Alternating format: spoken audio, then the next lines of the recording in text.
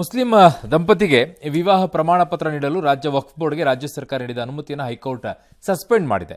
ರಾಜ್ಯ ಸರ್ಕಾರ ಮತ್ತು ವಕ್ಫ್ ಬೋರ್ಡ್ಗೆ ನೋಟಿಸ್ ನೀಡಿದೆ. ಬೆಂಗಳೂರಿನ ಅಲಂ ಪಾಷಾ ಸಲ್ಲಿಸಿದಂತ ಪಿಐಎಲ್ ಅರ್ಜಿ ವಿಚಾರಿಸಿದಂತ ಹೈಕೋರ್ಟ್ ಮ್ಯಾರೇಜ್ ಸರ್ಟಿಫಿಕೇಟ್ ವಿತರಿಸಲು ವಕ್ಫ್ ಬೋರ್ಡ್ಗೆ 2023 ಆಗಸ್ಟ್ನಲ್ಲಿ ನೀಡಿದಂತ ಸರ್ಕಾರದ ಆಕ್ಷೇಪಾರ್ಹ ಆದೇಶವನ್ನು ಮುಂದಿನ ವಿಚಾರಣೆವರೆಗೂ ಅಮಾನತಿನಲ್ಲಿ ಇಡಲಾಗ್ತಾ ಇದೆ. ಅಲ್ಲಿಯವರೆಗೂ ಯಾರಿಗೂ ಕೂಡ ವಿವಾಹ ಪ್ರಮಾಣ ಪತ್ರ ನೀಡುವಂತಿಲ್ಲ ಅಂತ ಆದೇಶವನ್ನ ಹೊರಡಿಸಿದೆ.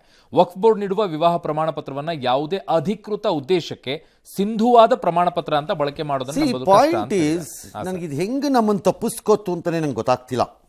ಈ ಆದೇಶ ನಮಗೆ ಗೊತ್ತಾಗಿದ್ದಾಗ ನಾವು ಆಗಲೇ ಹೇಳ್ಬೋದಾಗಿತ್ತು ಇದನ್ನೆಲ್ಲ. How does Waqf board become a judicial body? That is the problem of ಪ್ರಾಪರ್ಟಿನಲ್ಲೂ ಟ್ರಿಬ್ಯುನಲ್ ಅಲ್ಲಿ ಅಲ್ಲೇ ವಾಪಸ್ ಹೋಗ್ತಾ ಇದ್ದೀರಿ ನೀವು. Can Waqf board become a parallel to government? ಪ್ರಾಪರ್ಟಿನೂ ಇದೇ ಆಗಿರೋದು. ಟ್ರಿಬ್ಯುನಲ್ ಡಿಸೈಡ್ ಮಾಡ್ತು ಅಂದ ತಕ್ಷಣ ಡಿ ಸಿಗಳು, ತಹಸೀಲ್ದಾರ್ಗಳು, ಎ ಸಿಗಳು ಪಾಣಿ ಚೇಂಜ್ ಮಾಡ್ತಾರೆ ಅಂತಂದ್ರೆ can that tribunal be the final or the alternate to government? How?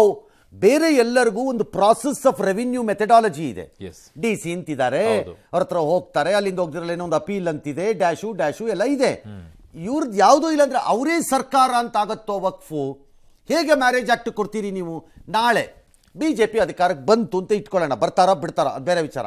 ಇನ್ನು 4 ವರ್ಷ ಇದೆ ಈ ಸರ್ಕಾರಕ್ಕೆ, 3.5-4 ವರ್ಷ ಇದೆ ಅವರಿಗೆ. ಆಮೇಲೆ ಅವ್ರು ಬರ್ಲೂಬೋದು, ಬರ್ದೇನೂ ಇರ್ಬೋದು. ಬಟ್ ಬಂತು ಅಂತ ಇಟ್ಕೊಳ್ಳಿ, ಆಗ ಅವರು ಮುಜರಾಯಿ ಇಲಾಖೆಗೆ ಮ್ಯಾರೇಜ್ ಸರ್ಟಿಫಿಕೇಟ್ ಕೊಟ್ಟರೆ ಏನಾಗುತ್ತೆ? ಇಲ್ಲಿ ಕೇಳಿದ್ರೆ ಅಲ್ಲೂ ಕೇಳ್ತಾರೆ, ಏನಾಗುತ್ತೆ? ಇಲ್ಲ ಅದು ಕೊಡಕ್ಕೆ ಬರಲ್ಲ ಅಂದ್ರೆ ಅದು ವಕ್ಫ್ ಬೋರ್ಡ್ ತರ ಅದಕ್ಕೂ ಒಂದು ಕಾನೂನು ಮಾಡೋಣ ಅಂದ್ರೆ ಏನಾಗತ್ತಾಗ? ವಕ್ಫಿಗೆ ಸಪರೇಟ್ ಆಗಿ ನ್ಯಾಯಾಲಯ ಇದೆ. This is not correct. S,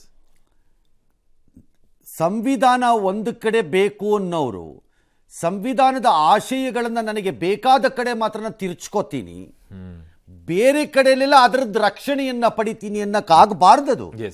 first you are a citizen of the country, ಆಮೇಲೆ ಯು ಆರ್ ಎ ಹಿಂದೂ, ಆಮೇಲೆ ಯು ಆರ್ ಎ ಮುಸ್ಲಿಂ, ಆಮೇಲೆ ಯು ಆರ್ ಎ ಕ್ರಿಶ್ಚಿಯನ್. ಆಮೇಲೆ ಇಲ್ಲ ನಾನು ಮೊದಲು ಮುಸ್ಲಿಮು ಮೊದಲು ಹಿಂದೂ ಅಂತ ಅನ್ಕೊಳ್ಳೋನಾದ್ರೆ ನೀನು ಇದಕ್ಕೆ ಯೋಗ್ಯ ಅಲ್ಲ ಅನ್ಬೇಕು ಅವನಿಗೆ. ಮೊದಲು ದೇಶ ಮತ್ತು ದೇಶದ ಪ್ರಜೆ, ನಂತರ ಎಲ್ಲವೂ ಇಲ್ಲಿ ಉಲ್ಟಾ ಆಗ್ತದೆ. Yes, okay.